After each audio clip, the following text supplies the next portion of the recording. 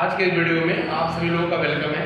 आज का जो हमारा टॉपिक है, जो आप सेल में आप देख रहे हैं, जो आपको न्यूक्लियस है, न्यूक्लियस के अगर सेल के हिसाब से बात करें तो जो भी सेल के पास हम लोगों के पास जो जानकारी है, चाहे वो प्रोकैरियोटिक सेल हो चाहे यूकैरियोटिक सेल हो, वह सभी जितनी चीज़ें हैं वो सब न्यूक्लियस के हिसाब से ही आपको इंडिकेट किया गया है। क्यों? क्योंकि विदाउट न्यूक्लियस कभी भी हम सेल के बारे में कोई कॉन्सेप्ट रख ही नहीं सकते।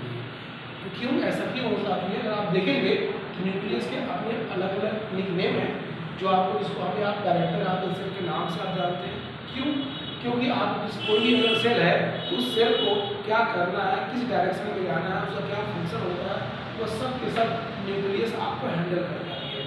और अगर उसके पीछे की हिस्ट्री देखा भी जाए तो न्यूक्लियस के अंदर एक जेनेटिक कंपोनेंट पाया जाता भी है, जिसको अगर स्कैनिंग के हिसाब से बात करें, स्कैनिंग का मतलब होता भी है किसी भी चीज़ को अगर सही तरीके से अगर देखना है उसके लिए जो कलर किया जाता भी है उसी को हम लोग बोलते हैं स्टेन। अब उस स्टेन के हिसाब से अगर हम बात करें न्यूक्लियस में, तो जो रेस्टिंग फॉर्म का जो आपको जेनेटिकल आपको कंपोनेंट पाया जाता भी है, उसी को एक साइंटिस्ट जिनका नाम था फ्लेमिंग, उन्हें नाम दिया था क्रोमैटिन थ्रेड। नॉर्मली जो क्रोमैटिन जो थ्रेड होता है वो रेस्टिंग फॉर्म में होता है, और इसको हम सेल डिवीजन के हिसाब से बात करें, इसको हम इंटरफेस में हम नोट कर सकते हैं।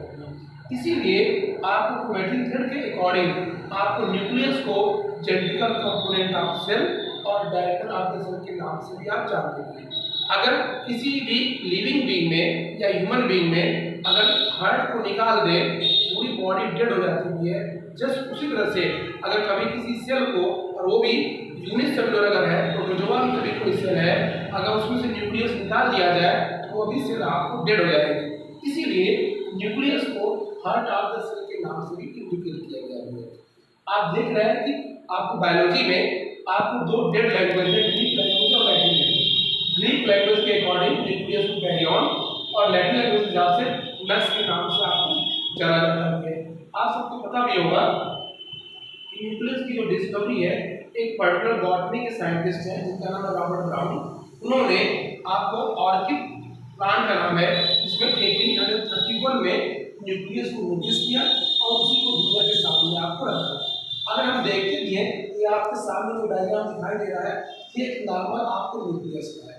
होता क्या है कि नॉर्मल अगर किसी सेल में बात करें तो किसी सेल के 10% भाग को न्यूक्लियस आपको कवर करता है। एक साइंटिस्ट जिनका नाम हार्टविग है, उन्होंने ही इसके बारे में बताया कि कभी भी कोई भी अगर सेल है, सेल का जो भी वैल्यू हो उसका जो 10% होता है वो आपको न्यूक्लियस कवर करता है। नॉर्मली अगर आप देखेंगे जो न्यूक्लियस का जो शेप होता है वो आपको राउंडेड या स्फेरिकल फॉर्म में होता है। उसके पीछे मेन रीजन यही है, दुनिया में जितनी भी चीज़ें जो सर्किल में होती है, राउंडेड की फॉर्म में होती हैं, वो मैक्सिमम सरफेस एरिया को कवर करने के लिए अधिकतर चीज़ें आपको सर्किल में या राउंड में आपको इंडिकेट आपको करती है। इसलिए न्यूक्लियस का भी मोस्टली जो शेप होता है वो राउंडेड या सर्कुलर फॉर्म में आपको देखने को मिलता है। अगर न्यूक्लियस की बात करें, न्यूक्लियस आपको डबल मेम्ब्रेनस है। जो बाहर मेम्ब्रेन होती है उसको आउटर न्यूक्लियर मेम्ब्रेन बोलते हैं, जो अंदर की मेम्ब्रेन होती है उसको इनर न्यूक्लियर मेम्ब्रेन बोलते हैं। जो न्यूक्लियस होता है वो पोरस होता है। पोर होने की वजह से अंदर और बाहर, आप बाहर का सेंस है ये साइटोप्लाज्म है, साइटोप्लाज्म के अंदर ही आपको न्यूक्लियस होगा। तो साइटोप्लाज्म में जो भी चीज जैसे प्रोटीन हुआ, आरएनए हुआ, अगर न्यूक्लियस के अंदर इंटर करना चाहे इस न्यूक्लियर पोर के थ्रू या इस साइड से वो एंट्री कर सकते हैं। दूसरा, या इस न्यूक्लियर प्लाज्म में जो जेनेटिकल कंपोनेंट जो रेस्टिंग फॉर्म में क्रोमैटिन थ्रेड है, यही आपको आगे चल करके जब सेल डिवीजन में पार्टिसिपेट करता है उसी को हम लोग बोलते हैं क्रोमोसोम। और क्रोमोसोम को अगर देखना हो तो सबसे बेस्ट मेटाफेज स्टेज में आप देख सकते हैं। इसीलिए on the basis of centromere metaphase में 4 अलग अलग तरह से क्रोमोसोम को देखा जा सकता है। इसके आधार पर एपोसेंट्रिक, टीलोसेंट्रिक, मेटासेंट्रिक और सब मेटासेंट्रिक के नाम से इंडिकेट किया है। डायग्राम में दिखाई दे रहा है, कोई भी अगर क्रोमोसोम की दोनों आर अगर इक्वल लेंथ में है उसको मेटासेंट्रिक, अगर छोटी बड़ी अगर है इसको आप सब मेटासेंट्रिक के नाम से आप जानते हैं। जो रॉड लाइक स्ट्रक्चर में आपको है उसको टीलोसेंट्रिक, और इसके पास किसी तरह की कोई भी आपको आर्म नहीं है उसको हम यहाँ एपोसेंट्रिक के नाम से आप जानते हैं। इस स्ट्रक्चर में आप देखेंगे तो नॉर्मली होता क्या है, जो क्रोमैटिन थ्रेड होता भी है जो आगे चल के क्रोमोसोम बनता है, क्रोमोसोम के केमिकल कंपोजिशन की बात करें उसमें आपको डीएनए और हिस्टोन प्रोटीन का अरेंजमेंट होता है। कुछ हद तक आपको हाइड्रोजन प्रोटीन भी आपको पाया जाता है। अगर आप हिस्टोन प्रोटीन की बात करें, हिस्टोन प्रोटीन बेसिकली आपको 5 है। इसका जो नेचर होता है वो बेसिक के केस में है। इसमें आप देख रहे हैं 4 जो प्रोटीन हिस्टोन की, S2A, S2B, S3, S4, ये सब मिल करके न्यूक्लियोसोम का फॉर्मेशन कर देती है। अब ये है क्या, नॉर्मली जो डीएनए जो आपको होती है वो हमेशा पैकेजिंग फॉर्म में होता है। अगर हम बाइबल की बात करें, यूकैरियोटिक सेल की बात करें, यूकैरियोटिक सेल में डीएनए हेलिकल फॉर्म में होगा। ये जब भी होगा वह हिस्टोन प्रोटीन के साथ रैपिंग फॉर्म में आपको होता है। जब रैपिंग फॉर्म में होगा, पैकेजिंग फॉर्म में होता है, उसी पैकेजिंग फॉर्म को ही हम यहाँ न्यूक्लियोसोम के नाम से आप जानते हैं। जिसमें जो H1 होता है वो एक दोनों न्यूक्लियोसोम को अटैच करने के लिए आपको इस्तेमाल होता है, इसीलिए इसको हम यहाँ लिंकर डीएनए के नाम से भी आप जानते हैं। नॉर्मली इस क्वेश्चन को कंपटीशन फील्ड में बहुत पूछा जाती है। और जो न्यूक्लियोसोम होता है इसका जो शेप होता है वो ऑक्टामर के फॉर्म में आपको इंडिकेट होता है। इसलिए यूकैरियोटिक सेल में क्रोमोसोम जो आपको मिलेगा, क्रोमैटिन थ्रेड जो मिलेगा, वो आपको डीएनए और उससे रिलेटेड जो प्रोटीन है वो अलग अलग नहीं होती है, वो हमेशा रैपिंग फॉर्म में आपको मिलता है। उसी रैपिंग फॉर्म को ही, इनएक्टिव फॉर्म को हम क्रोमैटिन थ्रेड, उसी का एडवांस सेल डिवीजन में हम यहाँ क्रोमोसोम के नाम से आप जानते हैं। जब ये क्रोमोसोम होगा, जब इसमें डीएनए होगा, तो डीएनए से डीएनए का बनना डुप्लीकेशन, और डीएनए से एमआरएनए का बनना ट्रांसक्रिप्शन, और एमआरएनए से प्रोटीन का बनना ट्रांसलेशन। वो सब के सब यहीं पर आप कर रहे हैं।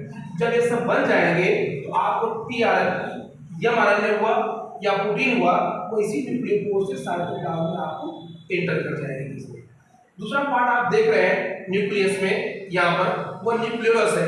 इससे बहुत तरह से क्वेश्चन कंपटीशन में बने हुए भी हैं। एक सेल में, एक आपको न्यूक्लियस में नॉर्मली एक ही आपको न्यूक्लियोलस आपको होता है, और न्यूक्लियोलस का जो मेन फंक्शन होता है वो राइबोसोमल आरएनए का फॉर्मेशन होता है। न्यूक्लियोलस विदाउट मेम्ब्रेन होता है, लेकिन बाहर के आउटरमोस्ट कवरेज को मेंटेन करने के लिए इनके पास कैल्शियम आयन आपको पाया जाता है। इससे भी बहुत क्वेश्चन कंपटीशन किए गए हैं। नॉर्मल ऐसा माना जाता भी है कि एक सेल में जब एक न्यूक्लियस होगा उसको हम मोनोन्यूक्लिएट सेल, अगर 2 हुआ तो बाइन्यूक्लिएट सेल, और बाइन्यूक्लिएट सेल का सबसे बेटर एग्जांपल पैरामीशियम है, जिसमें जो बड़ा न्यूक्लियस होता है उसको बोलते हैं मैक्रो, जो छोटा होता है उसको हम यहाँ माइक्रो के नाम से आप जानते हैं।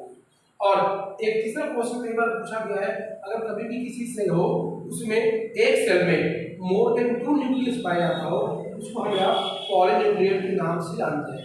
लेकिन अगर वो प्लांट सेल है उसको हम यहाँ साइटिक सेल के नाम से आप जानते हैं। तो प्लांट सेल में अगर एक सेल में मोर देन 2 न्यूक्लियस हो उसको सिनोसाइटिक बोलते हैं। उसका सबसे बेटर एग्जांपल जो मिलेगा आपको वो वॉलमार्क्स है। लेकिन वहीं पर अगर हम एनिमल के एग्जांपल ले लें, एनिमल में जो प्रॉपर्टी होती है एक सेल में अगर 2 से अधिक न्यूक्लियस पाया जाए उसको हम यहाँ सेंसेटियल सेल के नाम से इंडिकेट करते हैं। सेंसेटियल सेल का सबसे अच्छा एग्जांपल एनिमल में एस्केरिस की वॉल होती भी है, और उसके साथ साथ जो स्केलेटल मसल्स हैं ये भी उसी एग्जांपल के केस में आपको देखा जाता है। उसके साथ साथ अगर आप देखेंगे तो न्यूक्लियस के जो बाहर की जो मेम्ब्रेन होती है, आउटर न्यूक्लियर मेम्ब्रेन, ये अलग अलग फोल्डिंग स्ट्रक्चर होती है, और उसी फोल्डिंग स्ट्रक्चर से ही एंडोप्लाज्मिक रेटिकुलम का फॉर्मेशन होता है, जो एक दूसरे के साथ वेव लाइक पैटर्न में अरेंज होती है। और उसी से कुछ वेसिकल्स हैं जो on the basis of chemicals organic compound के साथ ये बाहर निकलती है, और यही वेसिकल के अकॉर्डिंग गॉल्जी बॉडी का फॉर्मेशन होता भी है। और कोई भी गॉल्जी बॉडी जो इसके न्यूक्लियर मेम्ब्रेन के डायरेक्ट कांटेक्ट में होती है उसको सिस फेस या प्रॉक्सिमल फेस, प्रॉक्सिमल का मतलब पॉइंट ऑफ अटैचमेंट, वो भी वो साइड जो किसी के साथ न्यूक्लियस के साथ डायरेक्ट नजदीक हो उसको हम लोग बोलते हैं प्रॉक्सिमल, और जो न्यूक्लियस के दूर या प्लाज्मा मेम्ब्रेन के कांटेक्ट में हो उसको हम या डिस्टल फेस के नाम से जानते हैं। और इस फेस से कुछ वेसिकल बाहर निकलती हैं जिसके अंतर्गत आपको हाइड्रोलाइटिक एंजाइम होते हैं जिनका पीएच वैल्यू 4.6 होता है, उसको हम यहाँ प्राइमरी लाइसोसोम के नाम से जानते हैं। इसका जो मेन फंक्शन होता भी है वो डाइजेशन में आपको फिर देखेंगे आपको।